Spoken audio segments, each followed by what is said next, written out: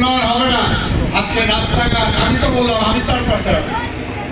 আপনারা যদি আমাকে ভোটে নির্বাচিত মেয়র বানান, ইনশাল্লাহ আপনাদের সব রাস্তাঘাট সব কিছু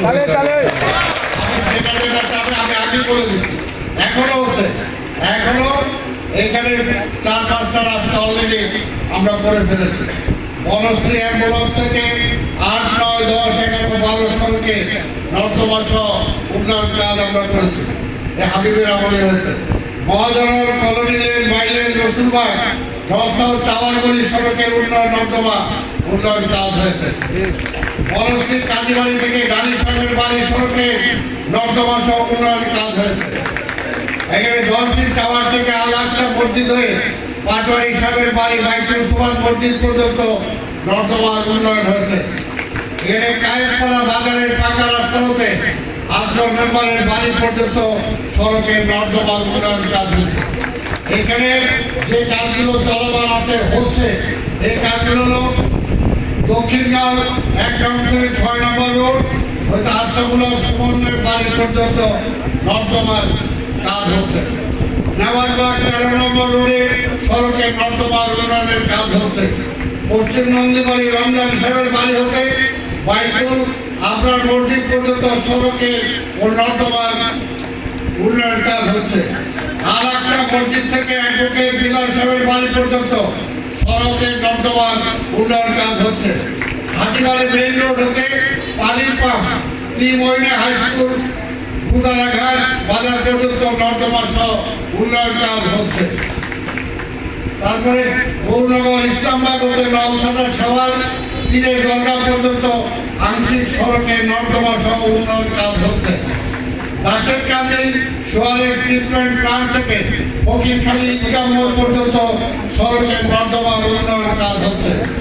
নায়কপাড়া আজগর মেম্বার বাড়ি থেকে হিদায়তকান্দি পর্যন্ত সড়কের উন্নয়ন কাজ হচ্ছে। ইতিমধ্যে আপনাদের মন্ত্রী, আপনাদের এমপি, ভোটের নির্বাচিত এমপি আরো 10 থেকে 15টা রাস্তা আমার কাছে পাঠিয়ে গেছে। এগুলো আমি বলতে গেলে অনেক সময় লাগবে। 74 নম্বর ওয়ার্ডে আছে, 75 নম্বর ওয়ার্ডে আছে অলরেডি 15টা রাস্তা। এগুলো আমরা প্রকল্প করতেছি। এগুলোর মধ্যে যে রাস্তাগুলো কাউ জানেন টাকার পর আমাদের টাকা লিমিটেশন আছে, আমরা তো পর্যাপ্ত টাকা নাই। এগুলোর মধ্যে আপনাদের মন্ত্রী এমপি যেটা আগে করতে চাবে ইনশাল্লাহ সব কাজে আমরা করবো, সেগুলো একটার পর একটা ধারাবাহিকভাবে আমরা করবো ইনশাল্লাহ। অর্থাৎ সব কাজে হবে। আরেকটা কাজ আপনারা চাইছেন, আপনাদের মন্ত্রীও চাইছেন, যেটা যে এলাকার ট্যাক্সের ব্যাপার। ট্যাক্স যদি না দেয় সিটি কর্পোরেশন চলবে কিভাবে? তারপরও যেটা বলি যে আমরা চেষ্টা করছি যে আপনাদের এই নতুন যে ওয়ার্ডগুলো আমরা মাননীয় প্রধানমন্ত্রীকে বলেছি এবং আপনাদের মন্ত্রী সাহেব এলাকায় ওনাকে নিশ্চয়ই নিয়ে আসবেন। সেই সব ওনার সামনে আপনাদের পক্ষ থেকে আপনাদের মন্ত্রীও দাবি করবে, আমিও দাবি করবো আরো যাতে আপনাদের এলাকায় বরাদ্দ দেওয়া হয়, যাতে আরো কাজকর্ম আমরা করতে পারি, সেটা আমি করবো। তবে ট্যাক্সের ব্যাপারে আমি একটা জিনিস বলতে চাই।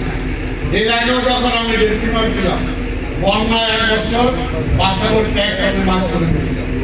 আমি এইবার মাফ করতে পারবো কিনা জানি না। মাফ করতে না পারলেও আমি আপনাদের মন্ত্রী সাহেবকে বলবো যে উনি এখানে একটা টিম করে দেন, বিএনপি দিয়ে বা অন্যান্য দল যারাই হোক একটা টিম, মুরব্বীদের দিয়ে একটা টিম করে দিবে।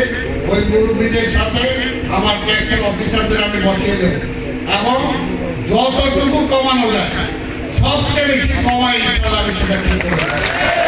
আপনাদের ওই কমিটি, যে কমিটি মন্ত্রী সাহেব করে দিবে, ওই কমিটির সাথে বসে আমি আমার অফিসারদেরকে বলে দেবো তাদেরকে সন্তুষ্ট করেই যাতে সেটা ঠিক হয়।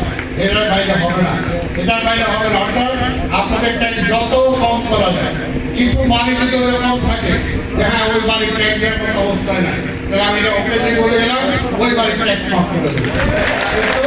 আবার কিছু কিছু বাড়িতে আছে যারা ট্যাক্স দিতে পারে, কি বলেন আছে না? আছে। সেগুলো আপনারাই সিগনিফিকেট করে দিলেন, আপনারাই বসে ঠিক করে দিলেন। আপনাদের মন্ত্রী সাহেব তাদেরকে দায়িত্ব দিবে, আমাদের ট্যাক্স অফিসার সহ বসে। তবে একটা কথা বলি, আপনার কারোর সাথে লেনদেন করবেন না, তাহলে টাকা দিবেন না ট্যাক্স কমানোর জন্য। কেউ ট্যাক্স কমাতে পারবে না আমি ছাড়া, কথাটা বুঝছেন? তাহলে টাকা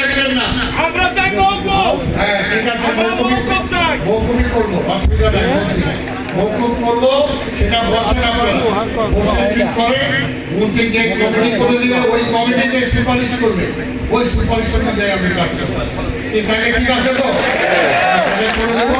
আপনাদের তো যে কথাটা বলে আপনারা যে টাকা দিবেন এই টাকাটা আপনাদের অন্যদের টাকা এলেও আপনাদের এখানে ব্যবহার করা হবে, তবে সর্বোচ্চ ছাড়তে হবে।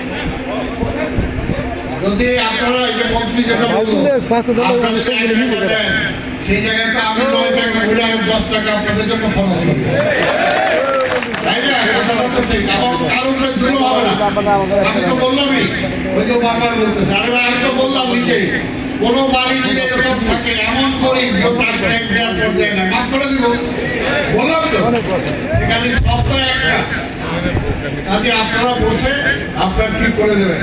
আমি আর বক্তব্য দীর্ঘায়িত না করে আপনাদের সব দাবি মানলাম।